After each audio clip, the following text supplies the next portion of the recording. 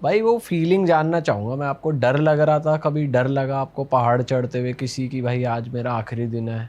ऐसा डर ऐसा कोई मोमेंट आया, कोई स्टोरी है आपके पास, कुछ फंसे हो आप या कुछ? डर मुझे लगा जब मतलब 21 मई को मेरा समिट हुआ था, ये मैंने टैटू बनवा रखा है। ये एवरेस्ट का ही है? हाँ। डेट लिखी है मैंने, इस दिन मैंने क्लाइम किया। तो जो 20 मई की जो रात थी, तो उस दिन हम रात में निकले थे 7 बजे समिट के लिए, टॉप पे जाने कि के लिए। अब पीक टच करके आनी है? हाँ रात। बेस 2 से?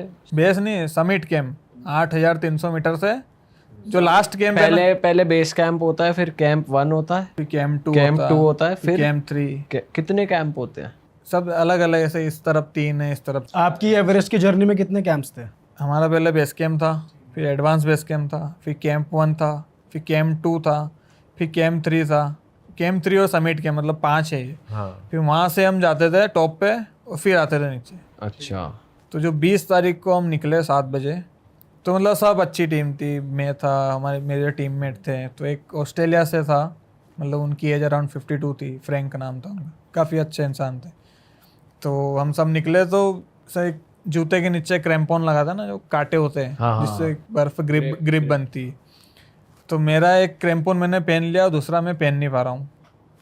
तो मेरे को 10 मिनट हो गए, तो मैंने शेरवान का दाई मेरा क्रैम्पॉन नहीं लग रहा है, क्या हुआ ये? तो उन्होंने उनसे भी नहीं लगा। फिर पता चला कि वो जो फ्रैंक था उसने मेरा एक ले लिया और उसका एक मेरे पास आ गया, तो वो भी ऐसा ही उलझ रहा था। फिर हमने एक्सचेंज करा, फिर हम निकले समिट के लिए। तो लगभग 8:30, 8:30 पौने 9 बजे के आसपास एक चाइनीज लेडर है। तो वहाँ पे एक लेडर इंस्टॉल है। अभी तक कितना 8,400। डिस्टेंस आप ट्रैवल कर चुके हो? हम लगभग 1 घंटा चले, थोड़ा सा डिस्टेंस, मतलब ज़्यादा से ज़्यादा 101 मीटर चढ़े होंगे हम।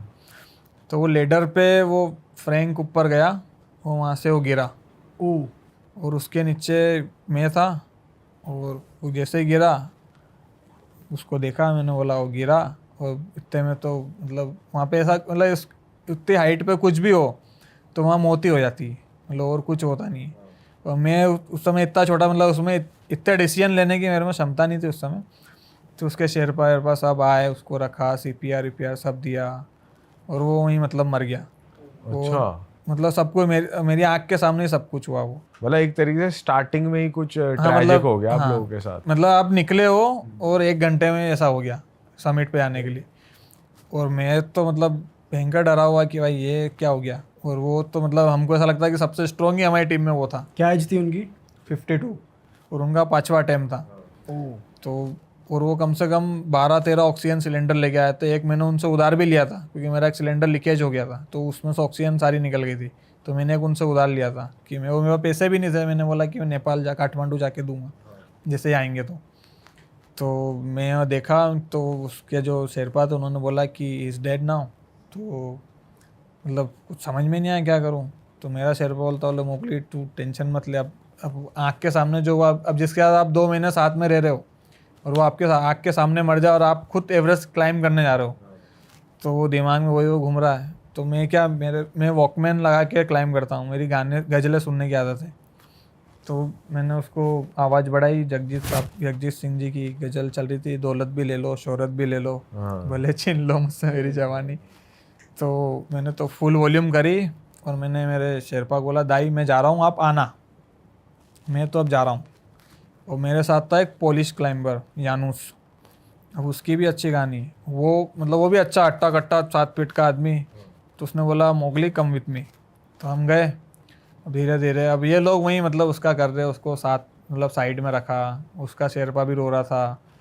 तो ये लोग थोड़ा लेट आए, तो हम समिट के थोड़ा नीचे, मतलब जैसे ये एवरेस्ट का टॉप है उससे 50 मीटर नीचे हम बैठे उनका इंतज़ार करने के लिए कि ये लोग आएंगे फिर सब साथ में जाएंगे। हम दोनों तो चले गए थे वहाँ तक।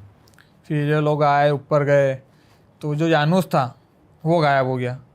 दूसरा बंदा जो पुलिस था ना, वो गायब कैसे मतलब? मिसिंग हो गया। वो तो हम पीछे सब चल टॉप रहा पे था। थे, फोटो वोटो साथ में खिंचाई। जब उतर रहे थे तो मैं हूँ, मेरा शेरपा है और कोई है ही नहीं। तो अच्छा। हमने बोला यानुस कहाँ गया। तो अब हुआ क्या कि उस साल का पहला एक्सीडेंट हमारी टीम का था, वो फ्रैंक जो जिसकी डेथ हुई थी। तो हमने नीचे इन्फॉर्म करा वॉकी पे, फिर दूसरा इसका इन्फॉर्म करा कि यानुस मिसिंग है और फ्रैंक की डेथ हो गई है। अब मैं और डर गया। वो फिर होता क्या कि आप जब नीचे उतरते हो आपकी आंख बार बार से पीछे रेगुलेटर हो जाती है, जो ऑक्सीजन का रेगुलेटर होता है, तो वो उसका बार भी कम होते आ रहा, वो जीरो की तरफ खसक रहा, तो उनका ये भी ख़त्म होने वाला, एनर्जी नहीं दिमाग में, सब चीज़ें, वो कहाँ गया, ये मर गया। फिर धीरे धीरे करके वो लेडर के वहाँ उतरे, तो फिर वो फ्रैंक मुझे दिखा, उसकी लाश। फिर उसके हमने कुछ बिलोंगिंग्स लिए उसके फैमिली को देने के लिए। फिर मेरे दिमाग में तो एक ही चीज़ थी कि अब नीचे जाना, कुछ भी हो गया, कि अब जो होना था वो हो गया, अपने साथ भगवान कुछ ना हो। और इतना दिमाग था कि KM2 पे आधा ऑक्सीजन का सिलेंडर छुपा के रखा है, तो सबसे पहले ऑक्सीजन खानी है। 3 दिन से कुछ खाया नहीं है, पानी नहीं पिया है, यहाँ से यहाँ तक खून जमा हुआ है, थूक रहा हूँ तो खून निकल रहा है, अच्छा ऐसा हो रहा था आपके साथ? पैर में छाले पड़े हुए हैं, एनर्जी बिल्कुल नहीं है। तो सीधा वहाँ समिट कैंप पे पहुँचे, वहाँ पे ऑक्सीजन सिलेंडर ख़त्म हो गया रात में। तो 3 बजे मैंने शेरपा उनके दाई, ऐसा होगा कि अब सब आज दिन ही ख़राब है, मेरा नहीं हो जाए कल्याण यहाँ पे, मैं तो जा रहा नीचे, जहाँ सिलेंडर छुपा वहाँ तक जाऊँगा। तो मैं रात में निकला, वहाँ पहुँचा, सिलेंडर निकाला, तो सिलेंडर लगाया बेटा। तो मेरी एक फ्रेंड बन गई थी चाइनीज़, उसका नाम था एमा, उसकी बिल्ली थी, उसका नाम भी एमा था। तो मतलब हम दोनों अच्छे फ्रेंड हो गए थे, हम दोनों का टेंट आसपास में था। तो उसने मुझे इतना 1 कप पानी पिलाया, क्योंकि मेरे पास तो पानी भी नहीं था। और अपने ब्रिटानिया का केक नहीं आता, ऐसा चाइनीज़ केक होता है, केक खिलाया। फिर उसने पूछा सबमिट हुआ, मैंने बोला हुआ। फिर मैंने बताया कि ऐसा ऐसा हुआ है टीम में। तो फिर वो भी उसका सबमिट पूछ के लिए निकल गई, मैं मेरा नीचे निकल गया।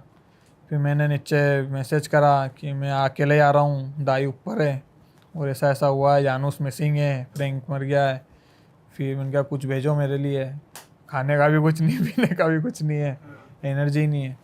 फिर कैंप 1, जहाँ हमारा कैंप 1 था, अब जो जानूस का शेरपा था उसने कैंप 3 के लिए हायर करा। उसने बोला समिट पर नहीं ले जाऊँगा, तू यहाँ से सामान ले जा, मैं अकेला समिट पर जाऊँगा। तो हमने हमारा सामान उसके साथ भेज दिया। अब मुझे लगा कैंप 1 पे मेरा टेंट है, मैं उसमें घुस गया, मुझे खाने की चित थी, मैं खा गया। पता चला और किसी और का टेंट था, वो आया मुझसे लड़ाई कर रहा, ऐसे लेके दिखा रहा है ऐसे, यहाँ तो दंगे हो जाएंगे। फिर मैंने उसको समझाया कि ऐसा ऐसा हुआ है। फिर नीचे मैंने बोला कि मैं तो अब नीचे जाऊँगा। फिर धीरे धीरे रात को 12:30-1 बज गई, मैं नीचे उतरा। फिर वहाँ से किचन का जो हमारा कुक था, उसने उसके असिस्टेंट को भेजा कि वो मोगली अकेला ही आ रहा है, उसको लेने जाना। मैं भी हेड टॉर्च भी मतलब ऐसे ही मरी हो गई कि वो उसमें उजाला ही नहीं था, बस इतना टाइम से चल रही थी। तो धीरे धीरे 1-1.5 और अंधेरे में आप ट्रैक कैसे देख रहे थे कि भाई वो यही तो रास्ता है? रास्ता वो दिमाग में ऑटोमेटिक फिक्स हो जाता रास्ता कि कहाँ से आया, कहाँ से जाना है। फिर वहाँ पहुँचा किचन टेंट में, तो शेफ़ ने पूछा क्या खाओगे, मैंने कहा कुछ मीठा खिला दो, आज तो दिन ख़राब है। तो बोलता मीठा कुछ है नहीं। मैंने बोला नूडल में दूध डाल के सेवइयाँ बना दो कुछ। फिर मैंने ग्लव्स निकाला तो पता चला ये उंगली फ्रोज बाइट हो गई है। ये क्या हुआ भाई? हाँ, ये उंगली फ्रोज मतलब ये जम गई थी बर्फ़ में, फिर इसको काटनी पड़ी बाद में, तब जाके पता चला मुझे ऐसा हुआ। नहीं तो जैसे आपने ग्लव्स वगैरह पहने हुए हैं, ग्लव्स फिर तो भी 3 हो जाता पहन है? रखे थे। तो फिर भी हो जाता है ये?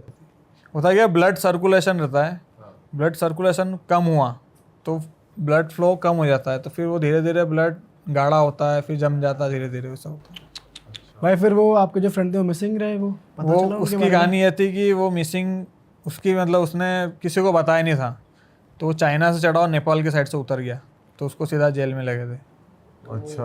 और इधर से हमको लगा क्योंकि वो तो हमारे साथ गया था, हमको लगा हमारे साथ आएगा, तो वो फिर नेपाल की तरफ से नीचे उतर गया, फिर उसको जेल में ले गए। और उसी की वजह से चाइना ने अगले 2 साल के लिए एवरेस्ट और किसी भी माउंटेन के परमिट ही बंद कर दिए थे। ओह शिट, ये अलग अब क्लाइम ही हरकत नहीं करी होगा। इसने।